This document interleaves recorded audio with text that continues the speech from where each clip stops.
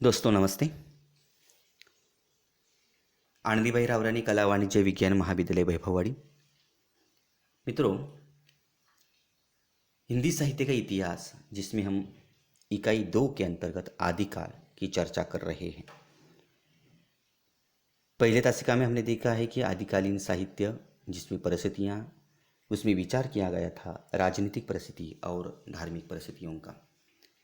तो आदिकाल की पृष्ठभूमि में इस परिस्थितियों में हम इस तासिका के अंतर्गत विचार करेंगे। अध्ययन जिसका करने वाले हैं वे है सामाजिक परिस्थिति, यानी आदिकाल की सामाजिक परिस्थिति, आदिकाल की साहित्यिक परिस्थिति और आदिकाल की सांस्कृतिक परिस्थिति। तो पहले हम देखेंगे सामाजिक परिस्थिति किस तरह की है,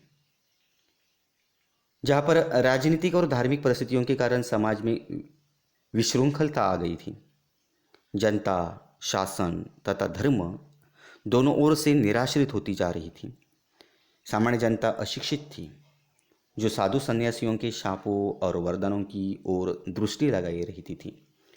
पूजा पाठ, तंत्र मंत्र और जप तप करके लोग दुर्भिक्ष, महामारी एवं युद्धों के संकटों को टालना चाहते थे। ब्राह्मणों के प्रति पूज्य भाव में कमी आ गई थी तथा वर्ण व्यवस्था के प्रति लोगों का सम्मान नहीं रह गया था। निम्न समझी जाने वाली जातियों में से अनेक सिद्ध हो जाते थे जो वेद विरोधी थे। समाज में क्षत्रियों का प्राधान्य था। राजपूतों में शौर्य तो था, परंतु वे उसका उपयोग पारस्परिक प्रतिस्पर्धा एवं संघर्ष में ही करते थे। वे वंश गौरव एवं अभिमान को लेकर गृह कलंक में वे उलझे रहते थे। समाज में स्त्रियों के प्रति पूज्य भाव नहीं था, वे मात्र भोग्या बनकर रह गई थी। सती प्रथा हो, इस काल में एक भयंकर कोड़ मचाई हुई थी। तत्कालीन भारत में स्वयंवर प्रथा भी थी, जो प्रायः युद्ध का कारण बन जाती थी।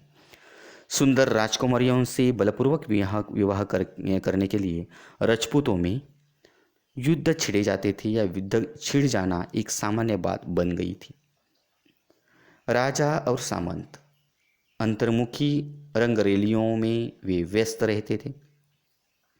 जीवन यापन के साधन जो है वह दुर्लभ थे तथा निर्धनता हो, युद्ध, अशांति के कारण जनता सदैव आतंकित रहती थी। तत्कालीन रासो साहित्य में या काव्यों में समाज की इस हास्यान्मुख स्थिति का जो है पूरा चित्र हमें उपलब्ध होता है। यह रही सामाजिक परिस्थिति। अब साहित्यिक परिस्थिति किस प्रकार की रही हो, तो उसमें साहित्यिक रचना 3 धाराओं में बह रही थी आदिकाल में। एक ओर तो परंपरागत संस्कृत साहित्य की रचना हो रही थी, तो दूसरी ओर प्राकृत अपभ्रंश भाषा में प्रबुद्ध साहित्य का सृजन जैन कवियों के द्वारा किया जा रहा था। तीसरी धारा हिंदी में लिखे जाने वाले साहित्य की थी। इस काल में संस्कृत साहित्य के अंतर्गत पुराणों एवं स्मृतियों में पर टीकाएं लिखी गई तथा ज्योतिष एवं काव्यशास्त्र पर अनेक मौलिक ग्रंथों की रचना की गई। 9वीं शती से 11वीं शती तक कनौज एवं कश्मीर संस्कृत साहित्य के केंद्र में रहे। आनंदवर्धन, मम्मट, भोज, क्षेमेंद्र, कुंतक, राजशेखर, विश्वनाथ, भवभूति एवं श्रीहर्ष जैसी प्रतिभाएं इस युग की महत्वपूर्ण देन मानी जाती है। आनंदवर्धन, मम्मट, भोज, क्षेमेंद्र, कुंतक, राजशेखर, विश्वनाथ, भवभूति। इस काल में अपभ्रंश प्रमुखता धर्म की भाषा बन गई थी। जैसे कवियों ने गुजरात में रहकर अनेक पुराणों को अपभ्रंश में नए रूप में प्रस्तुत किया। स्वयंभू हो, पुष्पदंत, धनपाल, हेमचंद्र जैसे अनेक कवियों ने जो साहित्य प्रस्तुत किया है वह अपनी मौलिकता एवं साहित्यिकता के कारण वे उच्च कोटि का है। देशभाषा हिंदी में भी जनता की मानसिक एवं भावात्मक दशाओं की अभिव्यक्ति एक वर्ग कर रहा था, जिसे भाट या चारण कवि कहा जाए। चारण कवियों की समसामयिक आवश्यकता पर बल देते हुए आचार्य रामचंद्र शुक्ल ने लिखा है, उस समय तो जो भाट या चारण किसी राजा के पराक्रम, विजय, शत्रु कन्याहरण का अत्युक्तिपूर्ण आलाप करता या रण क्षेत्रों में जाकर वीरों के हृदय में उत्साह की उमंगें भरा करता था, वही सम्मान पाता था। निरंतर युद्ध के लिए प्रोत्साहित करने वाले एक वर्ग की आवश्यकता थी। चारण इसी श्रेणी के कवि थे। जिस प्रकार यूरोप में वीरगाथाओं का विषय युद्ध और प्रेम रहा, उसी प्रकार इन रचनाओं में भी वीर एवं श्रृंगार रसों की प्रधानता रही है। हिंदी भाषा में रचित इन काव्य ग्रंथों में एक और तो अपने आश्रितताओं की अतिशयोक्ति पूर्ण प्रशंसा की गई है, तो दूसरी ओर उनके युद्धोन्माद को व्यक्त करने वाली घटनाओं की रचनाएं भी की गई हैं। सांस्कृतिक परिस्थितियाँ जो है वह सांस्कृतिक परिस्थितियाँ, इसमें सम्राट हर्षवर्धन के समय भारत सांस्कृतिक दृष्टि से अपने शिखर पर था। हिंदू धर्म एवं संस्कृत राष्ट्रव्यापी एकता का वह आधार था, किंतु कालांतर में मुस्लिम आक्रमणकारियों के आगमन से भारत जो है वह क्षण क्षण मुस्लिम संस्कृति से भी प्रभावित होता गया। इस काल में मुस्लिम आक्रमणकारियों ने अपनी संकीर्ण दृष्टिकोण एवं धर्मांधता की भावना से प्रेरित होकर भारतीय संस्कृति के मूल केंद्रों, मंदिरों, मठों एवं विद्यालयों को उन्होंने नष्ट करने का पूरा प्रयास किया। हिंदुओं की स्थापत्य कला धार्मिक भावना से उत्पन्न थी तथा अत्यंत उच्च कोटि की थी।